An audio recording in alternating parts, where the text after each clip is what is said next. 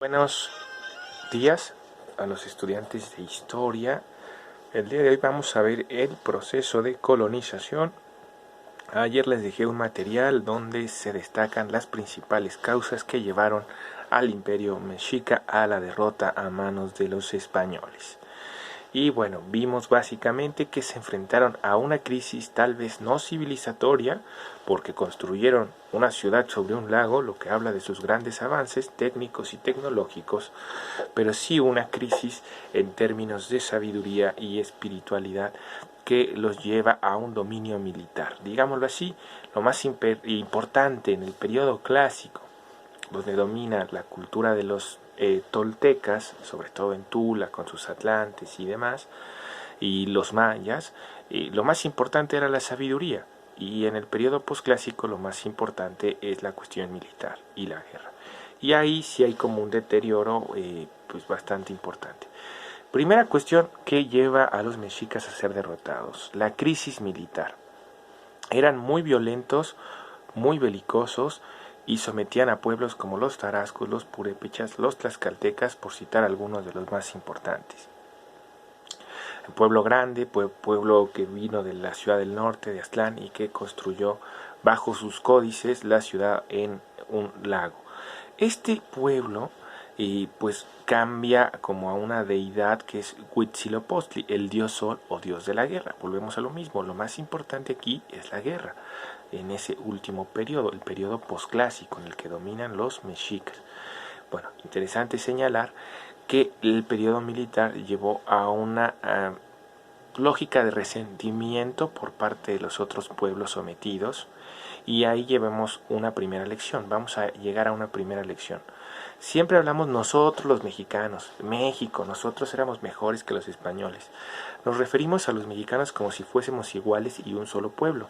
Y si bien es cierto que los aztecas son como los emblemáticos y la cultura icónica de nuestra nación, México es muy diverso y los aztecas eran una minoría en esa parte. En los mundiales nos dicen la furia azteca, la selección azteca. México se llama así por Mexica, ombligo del universo, México, ¿no?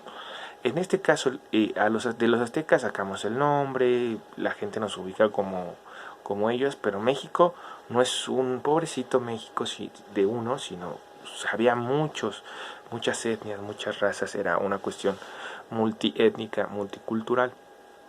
Y en ese sentido los aztecas se imponían a otras culturas. Olvidémonos de nosotros, los mexicanos pobrecitos, porque no hay unos otros, hay muchos Méxicos, ¿no?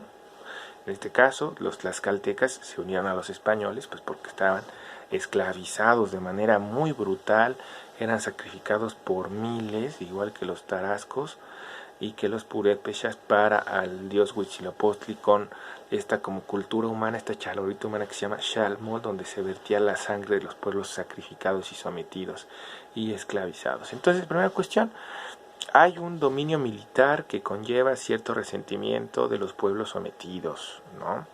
Segunda cuestión, las enfermedades. En México no existían enfermedades como la viruela, que terminó pues matando también a un sector importante de la población.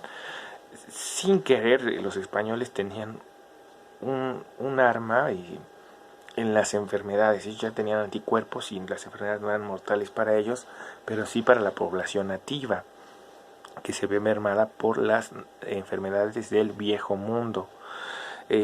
Como bien lo vimos, en el siglo XIV hubo una gran pandemia en Europa, conocida como la peste negra, y azotó por poco más de una década o prácticamente una década a Europa, causando, se dice, que a 6 millones de personas murieran en un contexto donde no había tantísima población y el mundo no estaba globalizado. En América no llegó esas enfermedades.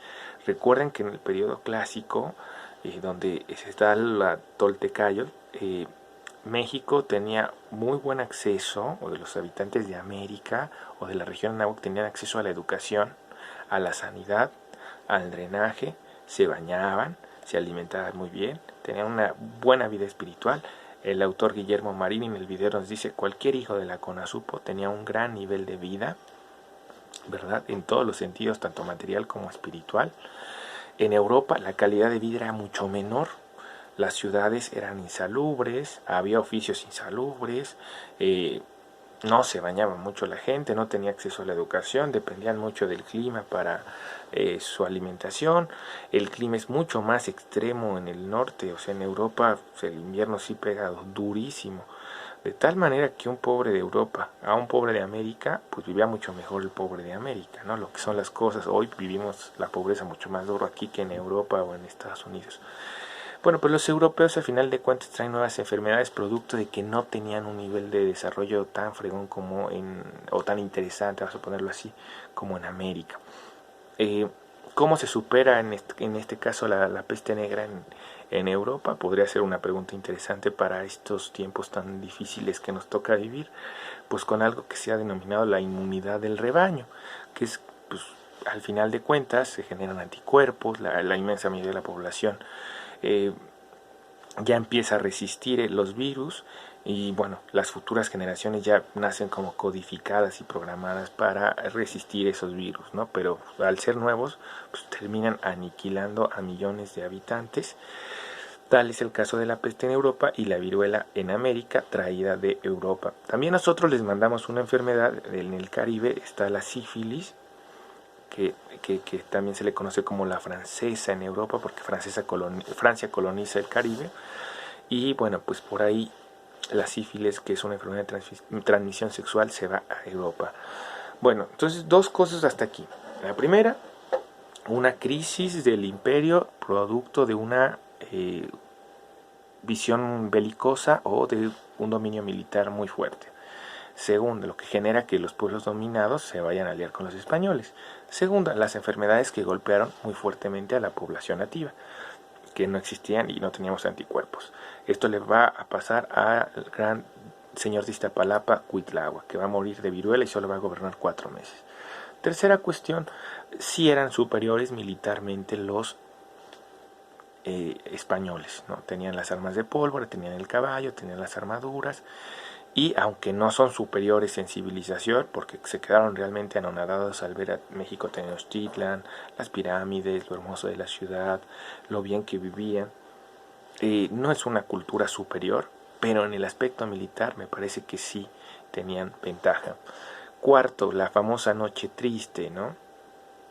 Cuando Diego de Velázquez reprime al pueblo, justamente Hernán Cortés había hecho una expedición a Cuba. Cuando regresa ve la masacre, el pueblo enardecido le dice a Moctezuma que los serene, que les diga que se calmen, que habrá paz.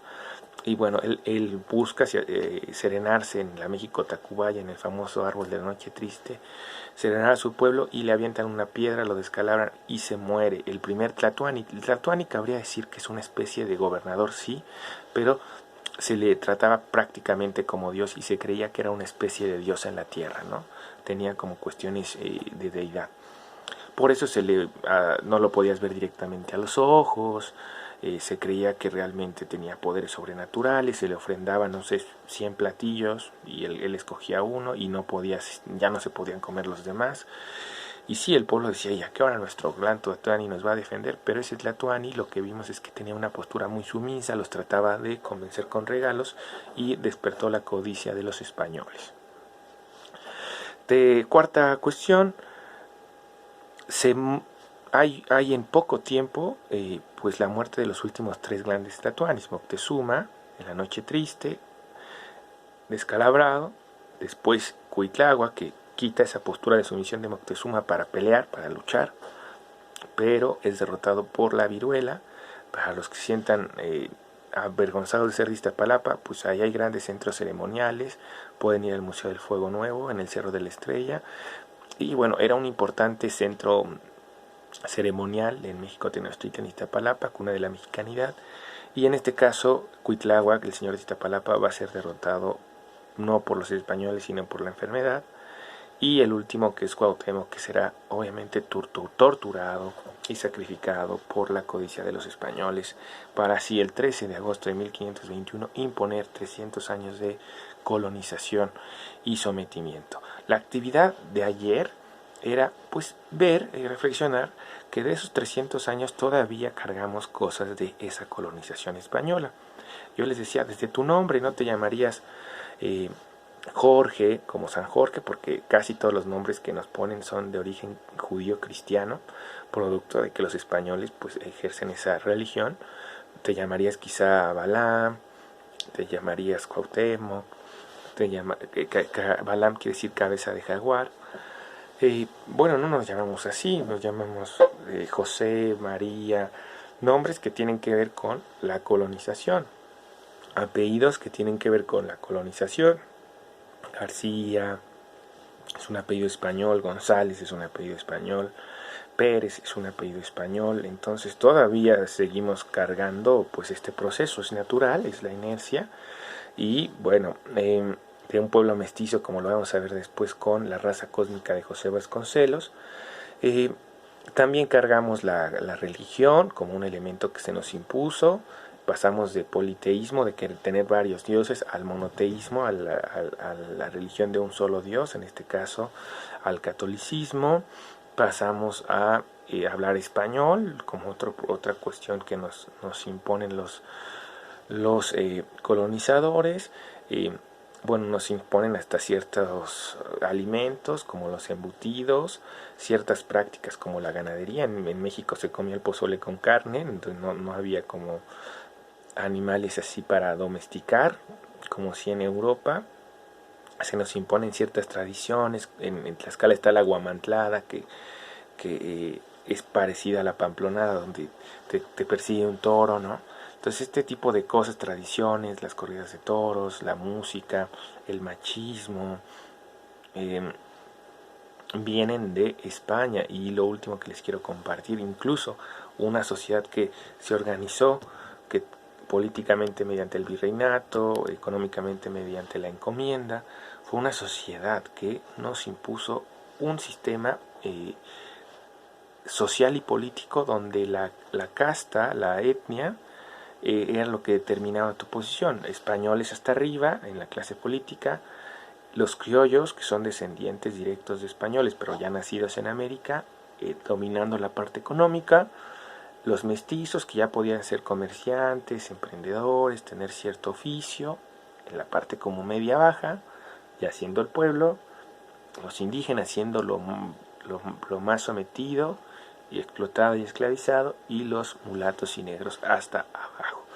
Todavía en México sigue ponderando este sistema de castas, donde el talento no es el que te saca adelante, sino a veces el color de piel. Se salió un estudio del INEGI donde te dice algo muy puntual.